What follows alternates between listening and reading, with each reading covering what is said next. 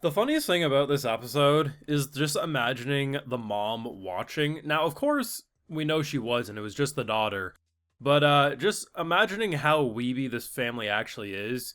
I'm just sort of imagining when you see Grace, aka the dad, on all fours, doggy style, pretty much looking like ready to take some back shots. The mom being like, "Can you step outside, daughter? I need to observe this up close for personal research." What a freaking episode. You know how I've been saying with a lot of these, like, pretty much the second half of this show, minus really like last week, it's been feeling more like OVA episodes. Yeah, this episode even more so. They pretty much went into the hidden ending route.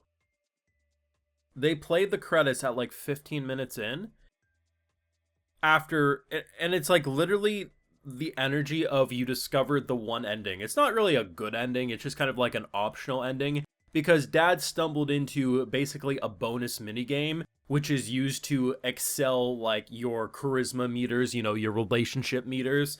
And given how he's already kind of indoctrinated this whole game into loving him, despite his best efforts to avoid doing so, yeah, he basically he went from like 9 out of 10 appraisal with everyone to somehow like 15 out of 10 as collectively the aura goes off. They literally had to play the credits as if he found a secret ending. I love this show. If you want to see my full thoughts, though, support my work. We got the Patreon. Full link of live reactions available exclusively over there if you're so interested. I had a blast watching this week's episode. It was so silly, and I appreciate the fact that we're not going the route that, like, oh, dad's just perfect. He knows how to do anything nerdy. Like, he can solve a couple sides of a Rubik's Cube, but he's not able to do the full thing without taking the pieces apart. And I like how there's actually a safety mechanism that you can't cheat because essentially he's like, hey, I know this one way because of my daughter, and the daughter's help allows to, basically screw over the cube by taking out all the pieces and setting them where they need to go. Even though it didn't work and it immediately reset, I love how that gave Anna basically the brain blast moment because looking at a cube with 6 sides, she's not under the natural assumption that there are certain pieces that stay in the center all the time, and because of that, she was able to solve it. So it all worked out in the end, but still, very funny stuff. I think because, like, you have a character who at face value is trying his best to set Anna up for the main character's success role. He's desperately always trying to be like, oh shit, I probably shouldn't have solved something that's meant for two people, such as essentially making a bath by putting water and then boiling it. We probably should have let them do this. So then post that scene, he tries to make everyone do everything themselves afterwards. Doesn't always work out successfully because some characters are scared of heights, as an example.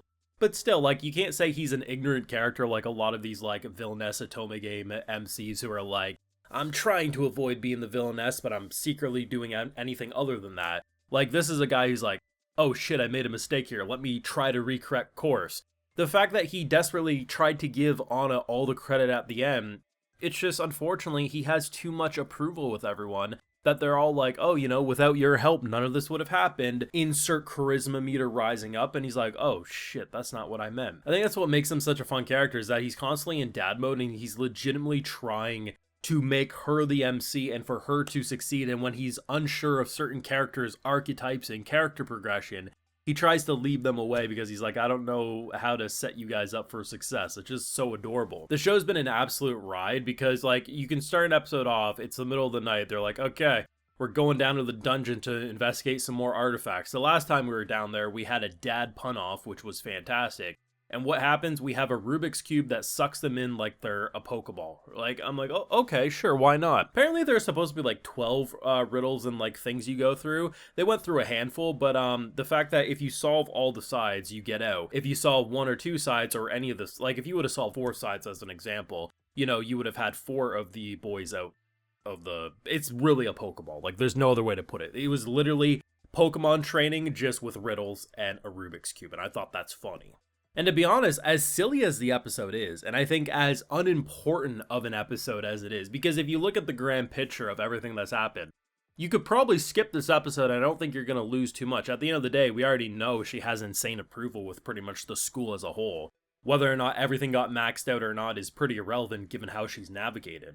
But for me personally, I honestly think it's like within a top 3 episode just for pure entertainment fact. I just thought it was so funny, and honestly, it was pretty clever. I thought the riddles were clever too. At first, when they were talking, because I'm not good with riddles. I'm not. They just don't work for me. My brain does not compute with them.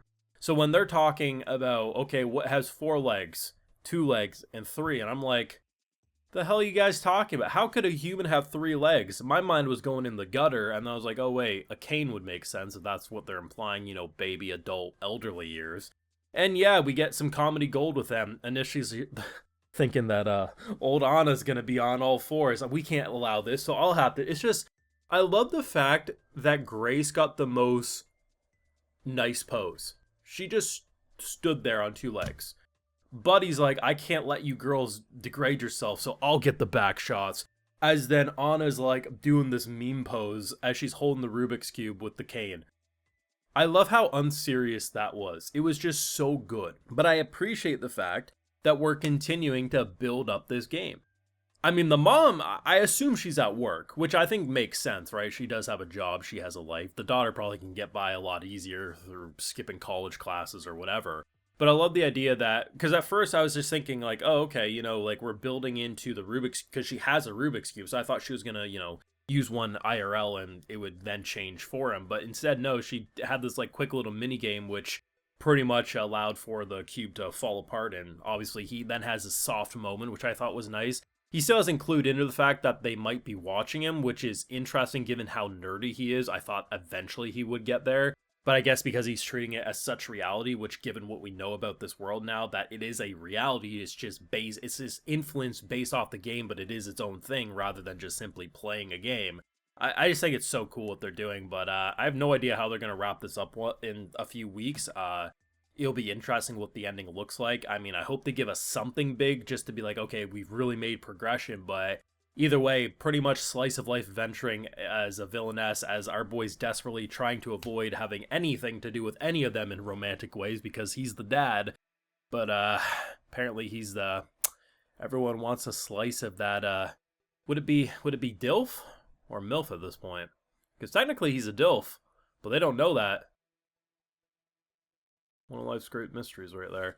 Let me know your thoughts and feelings down below. What did you think of this episode? And do you agree with me? It was one of the most fun, or did you find it forgettable? Do let me know. Leave a like if you enjoyed. Subscribe if you're new around here. Of course, ring that bell. And like I mentioned, full live reactions over on Patreon. And hey, while you're over there, I'll also give you a video shout out. Alright, so today we got QJ, Argus00, Ocean Liao, Corey M, Andreas Pros, Dustin Stack, Shots Valorant, Late Night Riddance, Kenneth Sharp, and we also have Nathan. So I appreciate the support, everyone. Please take care and do yourself a favor.